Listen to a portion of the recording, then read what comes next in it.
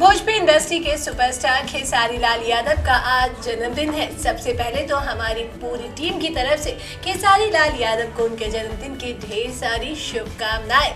जी हाँ दोस्तों, इस समय पर अगर बात करें खेसारी लाल यादव की, तो साथ ही साथ खेसारी लाल यादव के बर्थडे के साथ साथ काजल राघवानी का भी नाम गूंज रहा है। हर किसी के दिल में ये सवाल उठ रहा है कि क्या इस बार काजल राघवानी खेसारी लाल यादव को उनके जन्मदिन पर उन्हें शुभकामनाएं देगी या फिर नहीं, क्योंकि भाई इस समय पर आपने देखा ही था कि कुछ दिन पहले ही खेसारी लाल यादव और काजल राघवानी के बीच में जमकर विवाद हुआ।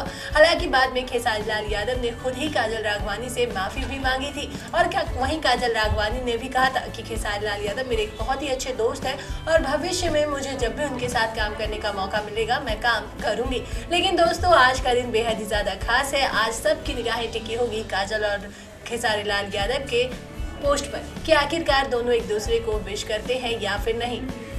बाकी भोजपुरी से जुड़ी तमाम खबरों को जानने के लिए अभी हमारे चैनल को सब्सक्राइब कीजिए एंड बेल आइकन का बटन प्रेस कीजिए।